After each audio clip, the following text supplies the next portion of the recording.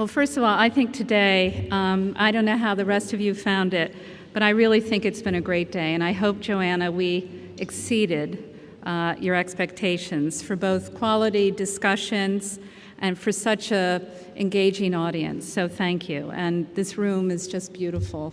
You're right, Khalil, the sun came out and has added a whole dimension, different dimension to this room.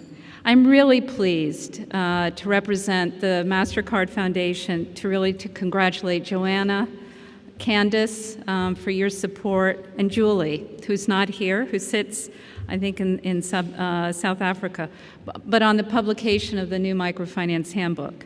And I also want to thank the Aga Khan Foundation and Carleton University for their sponsorship of this conference today. I think it's been a really wonderful event.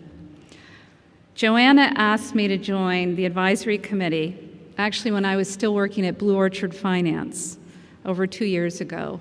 And it's really wonderful to see how the book has come to life with the support of the foundation, the Aga Khan Foundation, and the World Bank, and so many of you here in the room. I know how much hard work has gone into this book, and you should really be proud of what you've achieved. It will serve donors and funders, regulators and policymakers, practitioners, and academics well. Even, I think I'll make my mother even read this book so that she can understand the space in which I work. She still calls microfinance sometimes microfiche. She's a former librarian, and I have to explain, no, Mom, it's microfinance. Anyway, now I have to move her into financial inclusion. It's going to take me another 5 years.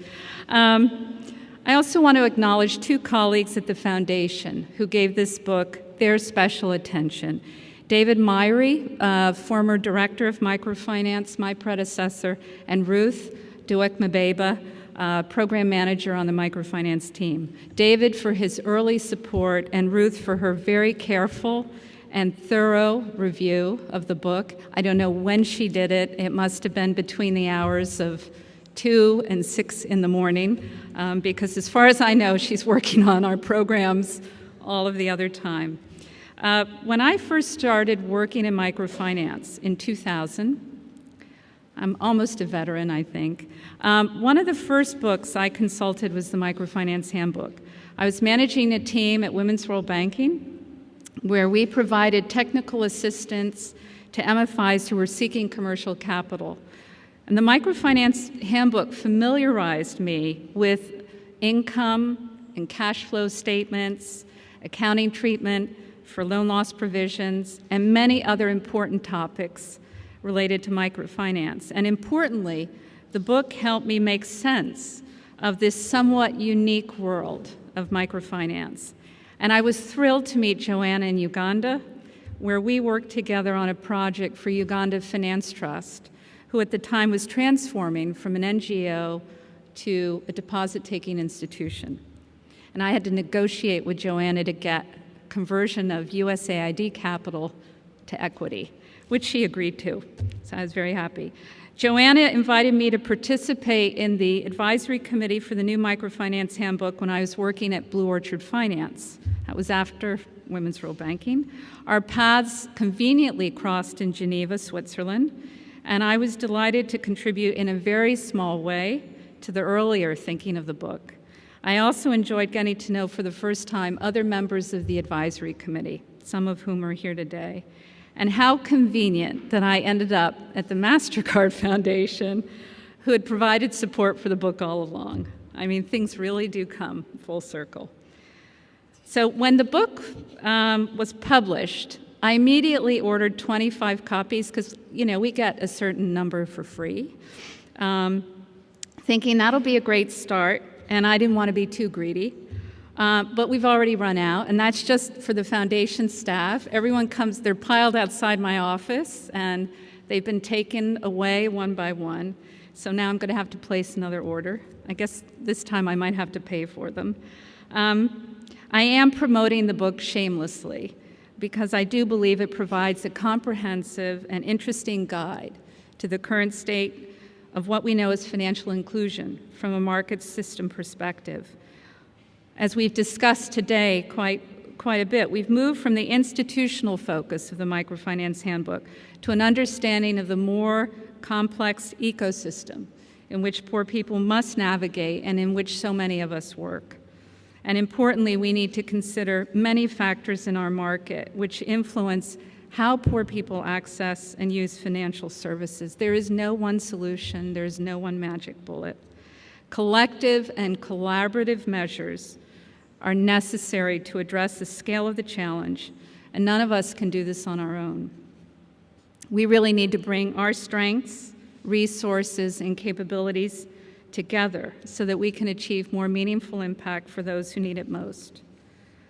The new Microfinance Handbook, in my view, is an indispensable guide for all of us seeking to meet the challenge of financial inclusion for the vast unbanked population of 2.5 billion people. Thank you. Thank you for your attention, and thank you for this day. And thank you, Joanna, for the book. Well, ladies and gentlemen, that brings us now to the very end of our day together.